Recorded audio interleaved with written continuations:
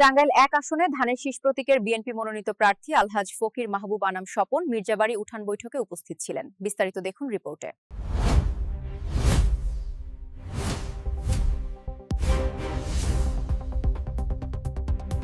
তো ওনার চিকিৎসা দরকার, উনি লন্ডনে যান না চিকিৎসার জন্য, কেন? এই ধানের শীষের জন্য। আর এই ধানের শীষে নমিনেশন দিয়েছে আমাকে, তাহলে আমার বিরুদ্ধে যাওয়া মানে কি?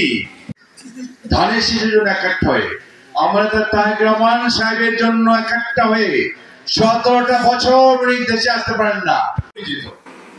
আজকে দল ক্ষমতায় গেলে ওনার মন্ত্রী এমপি হবেন, ওনাদের কাছে আপনাদের আবদার নিয়ে যেতে পারবো না? হ্যাঁ, সবাইকে ওখানে পৌঁছতে পারবে? এত সহজ? কত বছর হয়ে গেল বিএনপি জন্ম হয়েছে? কত বছর? প্রতিষ্ঠাতা সভাপতি ছিলেন। আমার বাবা রাজনীতি করতেন না, আমার বাবা 1945 সালে গ্রাজুয়েট, চাকরি করতেন। উনি এই আমার পছন্দই করতেন না। আমার বাবা সবসময় বলতো যে এই রাজনীতি করতে যাইস না, কিন্তু আমার যে দুই চাচা রাজনীতি করতো, ঢুকে গেছি, কি করবো? পারিবারিক আমার এক মামা আছে জেনারেল কলির রহমান, সে পাকিস্তান টাইমের জেনারেল, সে রোজ করে দিয়েছি না।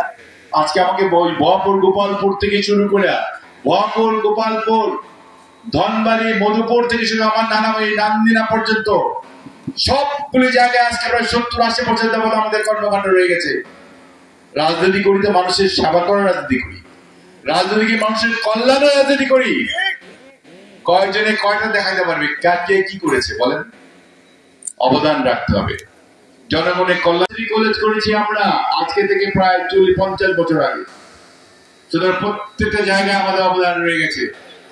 আপনারা শুধু একটু দয়া করে, আপনারা একটু চিন্তা করে মাথায় নেবেন যে এই লোকটাকে দিয়ে কাজ হবে কি হবে না। ভোরের সময় এখন